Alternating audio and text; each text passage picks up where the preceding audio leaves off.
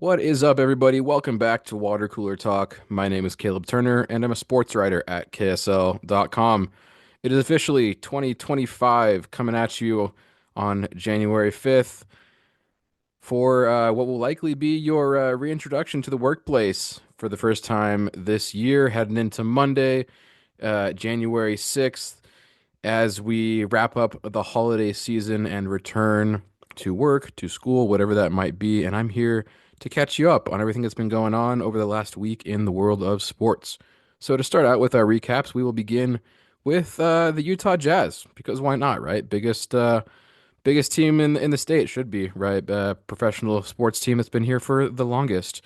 Well, the Utah Jazz actually are winning for a change this season.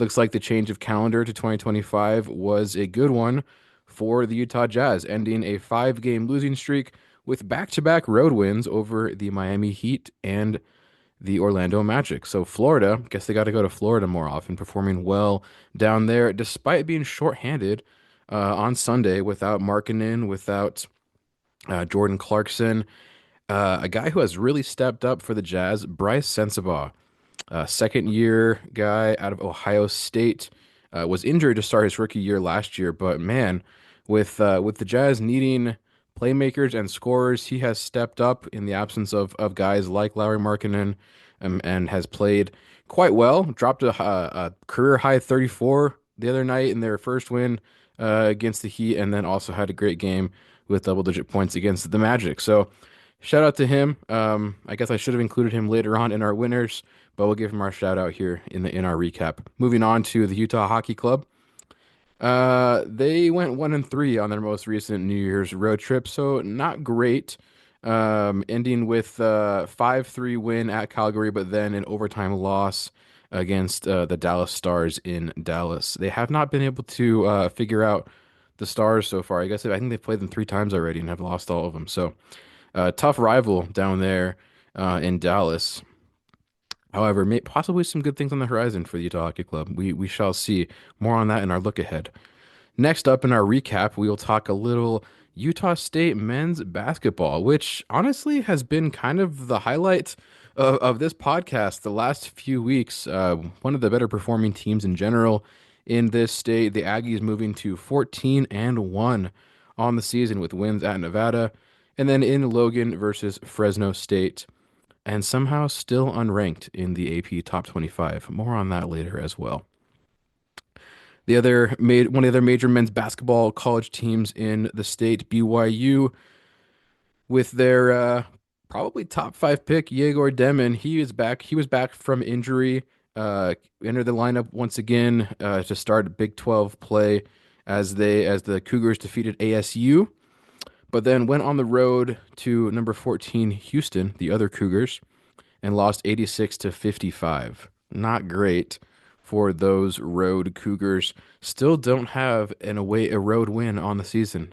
I think they've only played two or three road games, so not a large sample size, but have not been able to do it so far. So that'll be something to look at going forward in Big 12 play, because they'll be playing half their games on the road. So they'll have to figure it out sooner rather than later if they want to see some success as far as record goes this season. Lastly, for the Utah men's basketball team, the Runnin' Utes, three losses in a row for them. Not great, including starting 0-2 in Big 12 play. So could look for some improvement there. However, the Utah women's basketball team moved to 12-2 on the season with road wins over Arizona and Iowa State. Most recently today on Sunday, taking out Iowa State on the road. So impressive play from the Utah women's basketball team, despite losing some major players. Alyssa Peely last year losing their head coach to the WNBA. Still a great program up there on the hill with what they've been able to do, putting these players together. Still have a great group of upperclassmen there with players like Kennedy McQueen, though she did go out with an injury. You got players like Ines Vieira and Gianna Neepkins as well, Jenna Johnson. So still a lot of experience there, and they're finding ways to get it done. So shout out to the Utah women's basketball team, 12-2. Now, as we look ahead to the week before us, the first full week of this new year, 2025, Some home games back at the Delta Center for your favorite teams. Utah Jazz playing four of their next five at home, and a seven-game homestand for the Utah Hockey Club through January 20th. So, not quite sure how or why this works. You would think that they would want to stagger these a little bit more, while one team was on the road, one would be at home since they share a venue. Doesn't seem to be the case. They're just doing it all. I guess they'll be switching back almost every other day, probably between ice and hardwood court. So, once again, prayers and thoughts for that Delta Center crew. Major support for them as they make that switch once again between those surfaces over the next few weeks as the Jazz and Hockey Club have some games. And great for you people here in Utah. You get to go see these teams if you would like to. Although neither has been winning a lot of games, especially at home as of late. Hey, if you wanted to go for the experience, grab a J Dog, grab some popcorn, grab a iceberg, shake over the top of the cup shake. My dad got a mini the other day, and let me tell you, it's anything but mini. It is still quite large. So, some fun things still to Delta Center, even if the on-court on ice product is not the best. Can still be a fun day out on the town. Now, moving on to our look ahead for the college teams, Utah State heading back on the road to San Jose State, then back at home in Logan. Kind of been a flip-flop there for them. Home away, home away, home away. Aggies taking on Boise State at home later on in the week. BYU men's basketball in Provo, another home game against Texas Tech, but then they will go on the road to TCU. So another big road test, see if the Cougars can get their first road win of the season.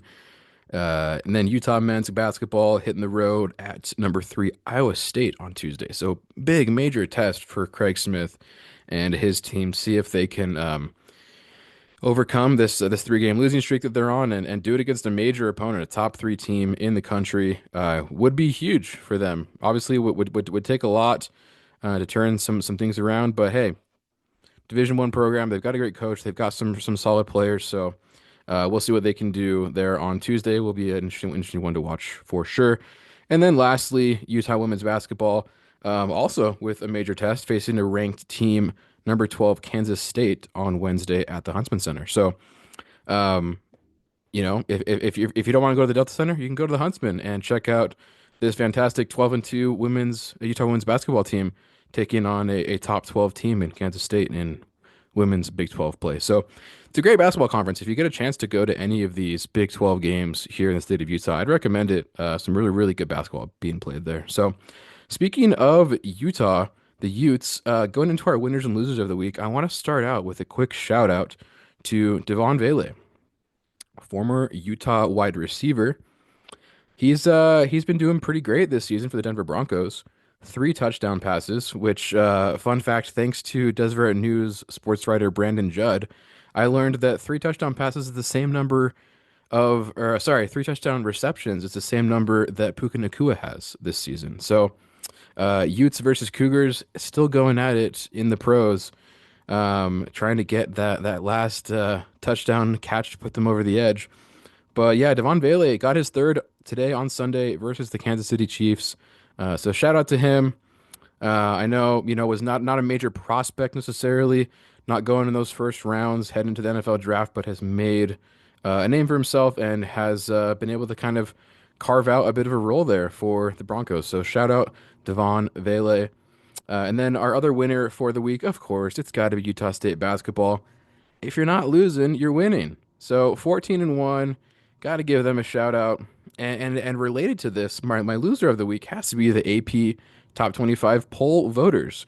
What are these guys doing, not including the Aggies at 14-1?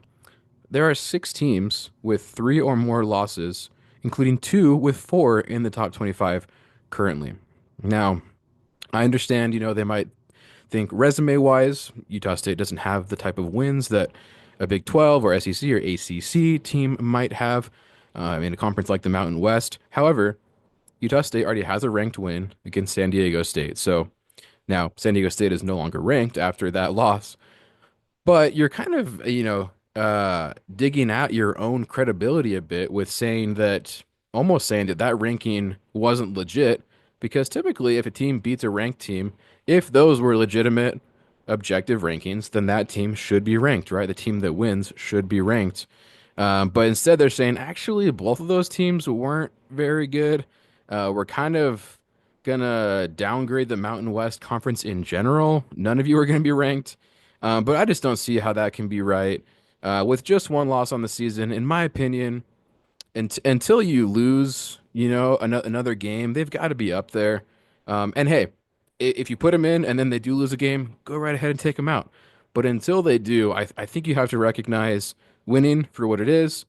And especially when you're letting in other teams that have, triple, uh, four times the number of losses that the Aggies do. It just doesn't seem quite right. So here's to hoping that on Monday we will see the Aggies in the AP Top 25 poll. I don't know if we will.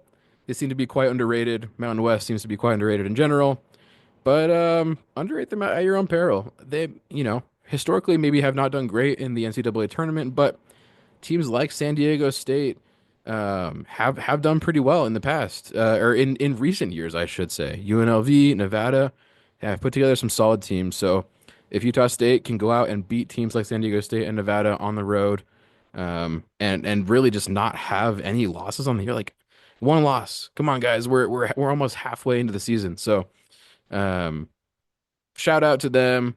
Winners, the Aggies. Losers, the guys who aren't voting for them to be a top 25 team in the country. Well, that about wraps it up for us on this show. I hope you guys had a nice first weekend of the new year, and go into this next week full of hope and vigor and passion for these sports teams that can hopefully maybe turn some things around and get some more recognition. So, thanks for listening. We'll catch you guys next week.